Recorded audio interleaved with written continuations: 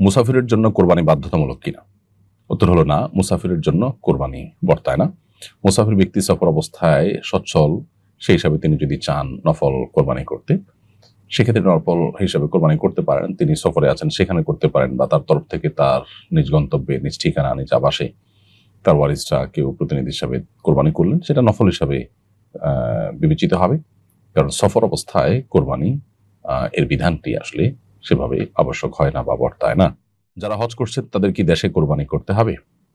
যারা হজ করছেন তারা হজের অংশ হিসাবে একটা কোরবানি করছেন, যেটাকে আমরা হজের কোরবানি বলছি। সেটা মূলত দমের শুকর বা আল্লাহ তাআলার কৃতজ্ঞতা আদায় করে পশু জবাই করা। যেহেতু আল্লাহ তাআলা উমরা এবং হজ দুইটাই সম্পাদনের তৌফিক দিয়েছেন তামাত্তু এবং কিরান হজকারীকে, সেজন্য শুকরিয়া আদায় করে তারা একটা পশু জবাই করবেন। এই শুকরিয়া আদায়মূলক যে পশু জবে, সেটাই হাজী সাহেবরা করে থাকেন। সেটা গতানুগতিক কোরবানি আসলে নয়, যদিও আমরা এটাকে কোরবানি বলি। অতএব সেটা আপন জায়গায় তো হাজির উপরে বর্তাবে, তিনি যদি তামাত্তু বা কিরান হাজি হয়ে থাকেন। এর পাশাপাশি তিনি যদি মুকিম হয়ে থাকেন, তাহলে মূল কোরবানিটাও তার উপরে বর্তাবে।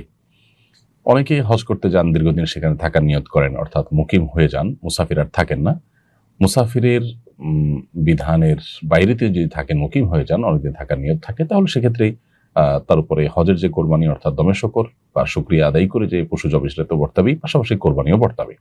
সেই কোরবানিটা তিনি যেখানে আছেন সেখানে অর্থাৎ সৌদি আরবে করবেন, নাকি দেশে কাউকে প্রতিনিধি হিসেবে নির্দেশ করবেন কাউকে কোরবানি সম্পাদন করার জন্য, সেটা একান্ত তার ব্যাপার। অর্থাৎ কোরবানি তার করতে হবে দমে শকর বা হজের যে কোরবানি সেটার পাশাপাশি। আর যদি মুসাফির হয়ে থাকেন, যেমন অনেকে শর্ট প্যাকেজে যান, মক্কাতে 7 দিন 8 দিন 9 দিন 10 দিন থাকবেন, আবার মদিনায় 4-5 দিন থাকবেন, তাহলে সেক্ষেত্রে শর্ট প্যাকেজ যারা যাচ্ছেন বা মুসাফির হিসেবে যারা গণ্য হচ্ছেন, তাদের জন্য আসলে মূল কোরবানি অর্থাৎ ঈদের দিনে যে সাধারণ কোরবানি সেটা আবশ্যক হয় না। অতএব তারা হজের কোরবানিটাই করবেন, আর অতিরিক্ত তাদের কোরবানি আবশ্যক হবে না। তারপরেও যদি তাদের তরফ থেকে দেশে কোরবানি করা হয় বা সেখানে এক্সট্রা কোরবানি করা হয় ঈদের দিন আলাদা করে, তো সেটা নফল হিসাবে হয়ে যাবে। আর হজের মূল কোরবানি যেটা দমে শকর, সেটা তো থাকছেই। কোরবানির সময় বাড়ির পুরুষ কেউ না থাকলে নারীরা কোরবানি করতে পারবে কিনা? উত্তর হলো, নারীরাও পশু জবাই করতে পারেন। পশু পুরুষরাই জবাই করতে হবে এমন কোনো কথা নেই। অতএব কোরবানির পশুও সাধারণ পশুর মতো মেয়েরা জবাই করতে পারবে। মেয়েরা নিজেরা ধরাধরি করলো বা কোনোভাবে জবাই করলো, সে জবে সম্পূর্ণ হালাল হবে, বিশুদ্ধ হবে।